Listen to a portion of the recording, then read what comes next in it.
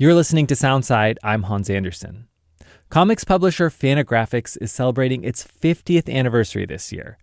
Their story begins as The Comics Journal. That was one of the first magazines that reviewed comics with a critic's eye. At the time, it took an adversarial role against the big players in the comic industry, DC and Marvel specifically. It tried to push comics into the realm of art, instead of, as it was seen at the time, an idle time waster for kids. And then it grew into so much more. There are a few ways to measure the impact it's had. Of course, you can see it in libraries and bookstores, where the graphic novel section is often prominently displayed and filled with Fantagraphics titles. You can also see it in popular culture. It published Ghost World, which was adapted into a movie starring Scarlett Johansson, Thora Birch, and Steve Buscemi. Fantagraphics also helped bring more prestige to the comic medium as an art form. Today, you can see work from Fantagraphics artists at MoMA in New York or at the Museum of Contemporary Art in Chicago. I was an editorial intern at the company 15 years ago, and I recently went back to the Fantagraphics offices in Seattle to meet with Gary Groth. He's the co-founder and current president of the publisher. We talked about what the company's accomplished over the last 50 years, and of course, we talked about how it all began. He showed me an early fanzine he'd made as a teenager, and in it, you can see the seeds of what would become Fantagraphics. Yeah, this is an issue of a fanzine I published when I was 1968. It was badly Xeroxed. I went to my father's office with him, and we Xeroxed 200 copies of this fanzine in his office. And a Xerox machine back then, it was a very exotic piece of equipment. So I published a fanzine from the time I was 13 until the time I graduated high school. And it's like, there's interviews in here, there's articles, there's reviews? There are reviews. What you're looking at right now is a review of a comic book convention that appeared in New York City. But this is an article by Mike Catron, who was the co-founder of Fantagraphics and a good buddy of mine when we were teenagers. I mean, I love publishing. I loved putting together this magazine, and I loved being able to hold the final product in my hand. There was a great sense of accomplishment. And as you can see, this magazine is something like, 82 pages. So it was a reasonably substantial amount of work. And I took, a great deal of pride in it. Then I studied journalism at the University of Maryland, but I wasn't really quite sure what I wanted to do with my life. And Mike and I decided, we were both studying journalism at the University of Maryland, and we decided that we could channel our passions into a magazine about comics. Mm-hmm. That's how the Comics Journal really came about. We happen to know a lot about comics. We happen to know more about comics than most people on the planet. And curiously, I had the talent to put together a magazine in my bedroom. I had a drawing board and I had a typewriter, and that's all I needed to put together a magazine. And so we could actually do that. And I guess the other component of that is that the thought of working in the real world and having some miserable job, and that's all I could foresee, in 1974, 1975.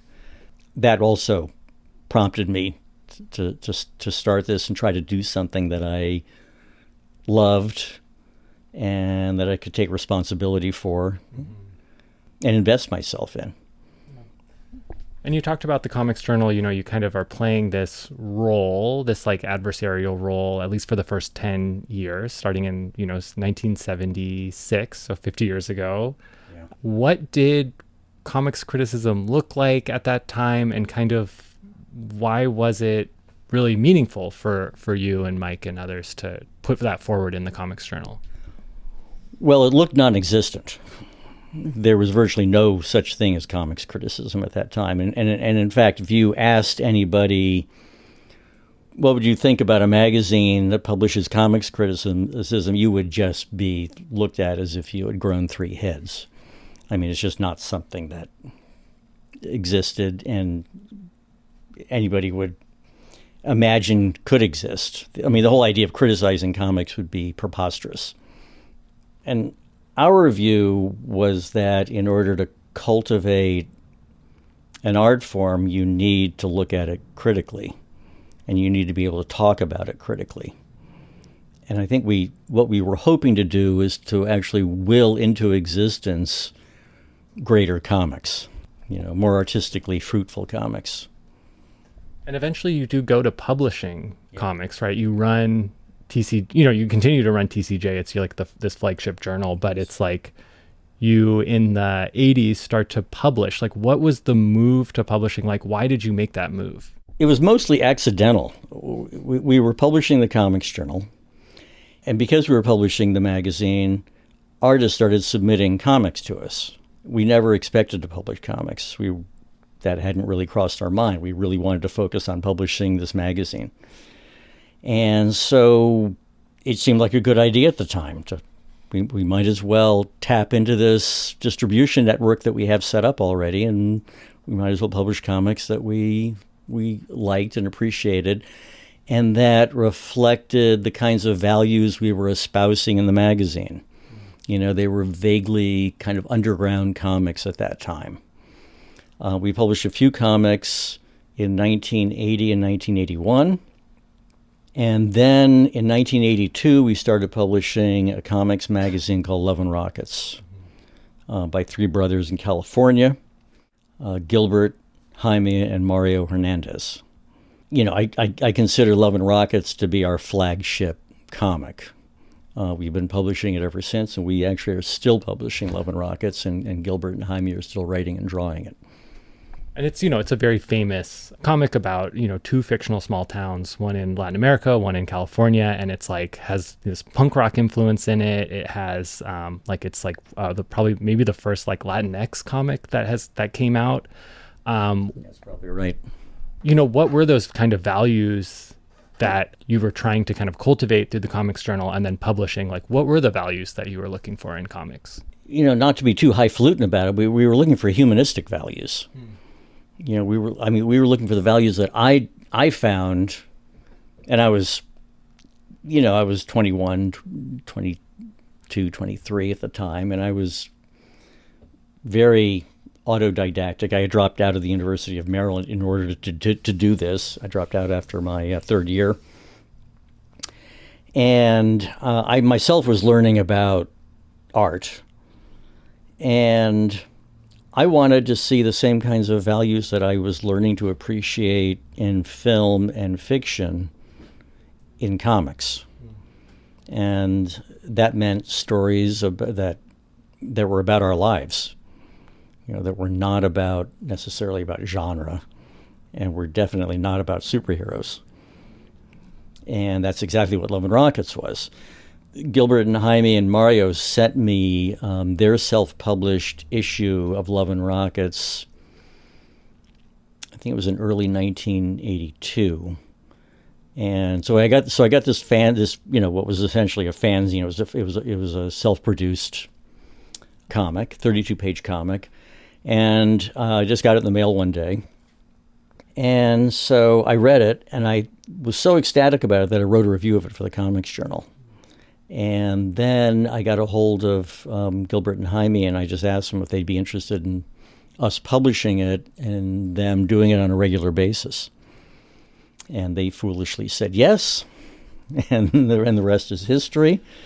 They've been doing it for, ever since then. And we've been publishing it regularly ever since then. And we've been, it comes out as a periodical, and then we collect it into book form, and now there are nearly 24 collections of their work. And I didn't know it at the time. I'd have no way of knowing it at the time, but they turned out to be two of the most important cartoonists in the history of the medium.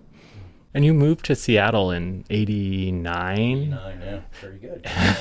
And it's like there's this reciprocal relationship where, Fantagraphics is representing comics artists in Seattle, but you're also a place where people want to come to, and you kind of build this community in the city. Do you think that's a fair assessment of what was happening? It is. We didn't plan that, and we didn't anticipate that. One of the reasons we moved to Seattle because it was so affordable Find that hard to believe now, huh? I mean, it was it felt like a smaller city. It was more manageable. I liked the vibe. I had never been in Seattle, so I flew up here and looked around. I kind of liked the vibe. Peter Bagg lived here, and he was talking it up. Who we have is Hate, right? Is his famous. Yes, Peter started. We started publishing Peter in 1984 with a comic called Neat Stuff, and then he created a comic called Hate, and that's probably his most famous comic, and we published that for about 12 years. And Pete was already a cartoonist. We had already published him, and he was talking up Seattle, and I didn't know where the hell to move on the West Coast. So we moved here, and yes, Fantagraphics did, as it turned out, we became a bit of a hub of cartooning. A lot of cartoonists moved to Seattle.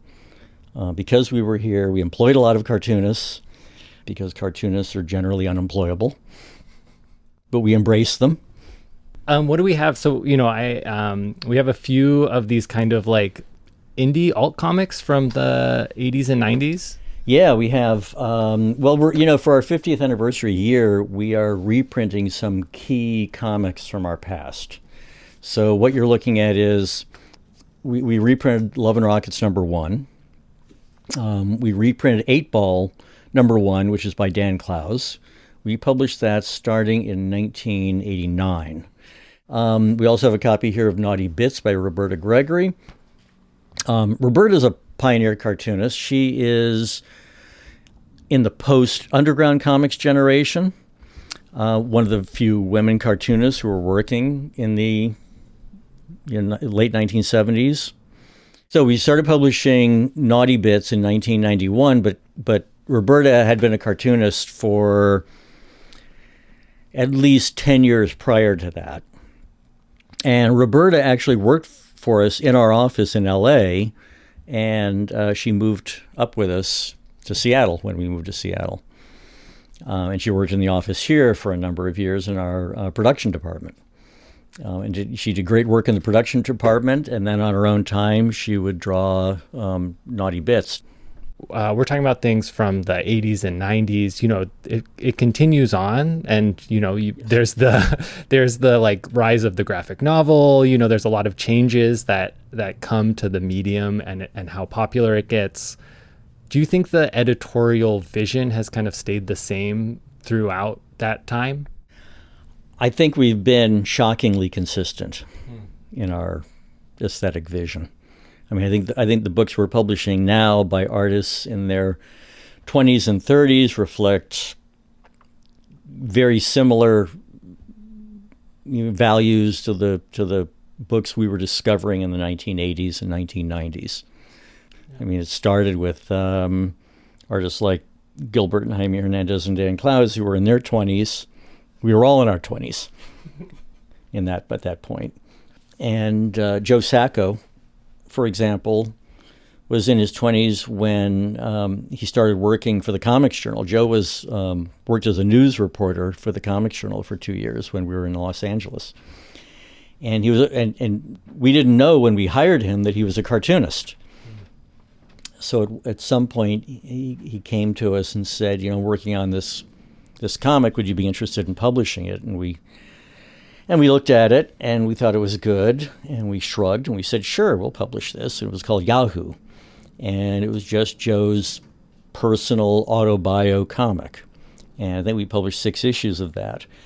And then at some point, Joe said, I think I'm going to fly to Palestine, to Gaza and the West Bank and East Jerusalem and do some reportage and see if I can create a comic based on what I see there. Would you be interested in publishing that? And I said, sure, that sounds like a good idea. And so Joe did that. And we started publishing Palestine somewhere around 1990 or 1991. And I have to say, we couldn't give that comic away. The comic book market was primarily interested in superhero comics. We were still an outlier in that market.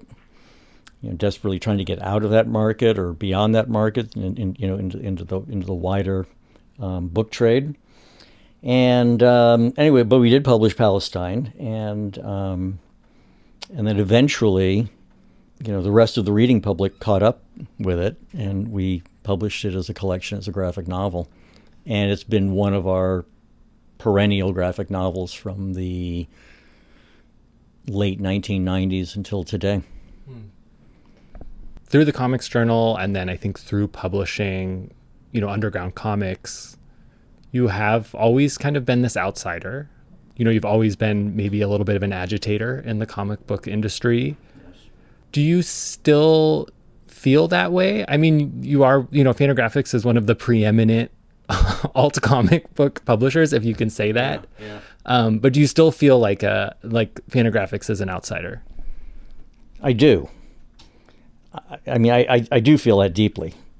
I mean, it's hard to reconcile with the fact that I'm 71, and I still feel like an outsider and an agitator. And Fantagraphics, I have to admit, is now established and I guess become part of some establishment. Mm-hmm. But I still do feel like we are an outsider. I learned a word not too long ago. My pal Leslie Stein turned me onto this word. It's an outrovert. It's someone who feels perpetually an outsider, alienated. And I was so happy when I learned this word because it just, fit. It felt like it fit me to a T. Despite the fact that we've been around for 50 years and we've obviously been reasonably successful, I still feel very much like that. And I still feel that what we publish is still very much outside the mainstream of American culture. I felt that deeply when we started publishing it. I don't think I fully understood that when we started publishing it. I think it was more visceral, that we're doing something weird and ungainly, but I do feel that more than ever. There's this oral history that was published on the 40th anniversary. We Told You So. And the intro, there's a quote from R. Crumb. He did Fritz the Cat. He did Mr. Natural. He says, you're bad business people, but, quote, you truly are comic book lovers. I think the industry is not easy. The company's been through some financial challenges. What keeps you going? And you think you can keep it going for another 50 years? Well, I have to admit that I think Robert is right on both counts. I was never much of a businessman. It's probably a miracle that we have stayed alive for 50 years. Yeah, my son's been working here for 10 or 12 years now. And Eric, our vice president, who started working here in 1993, is considerably younger than me. So I hope Fantagraphics continues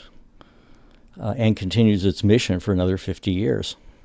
If someone is coming to Fantagraphics, let's say cold, they're not a comics books reader necessarily, what are some books that you'd recommend them checking out? I could recommend a few that I think are very accessible to people who aren't necessarily well-versed in comics, but who are readers.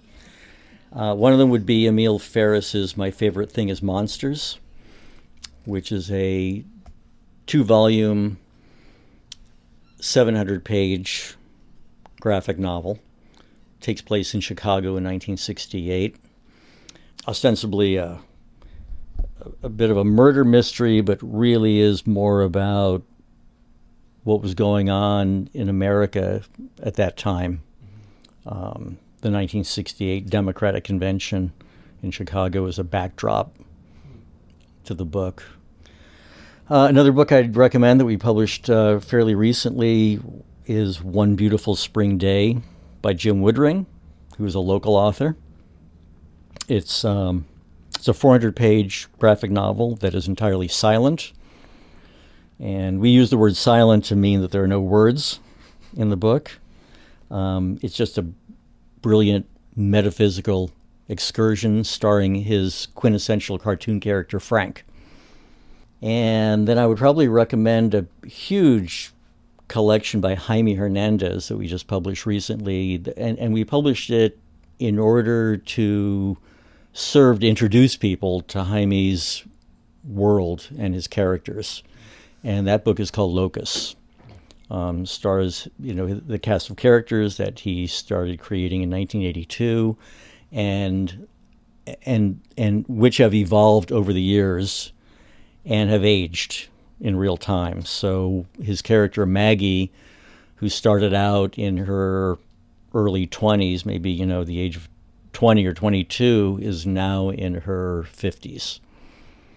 And this is just a magnificent collection expressing Jaime's immense humanity. Gary Groth is the co-founder and president of Fantagraphics. Thanks, Gary. Well, thanks very much. Thanks for listening to Soundside. Don't forget you can listen live on KUOW 94.9 Seattle at noon and 8 p.m. Monday through Thursday, or anytime right here online at KUOW.org, or of course on your favorite podcast app.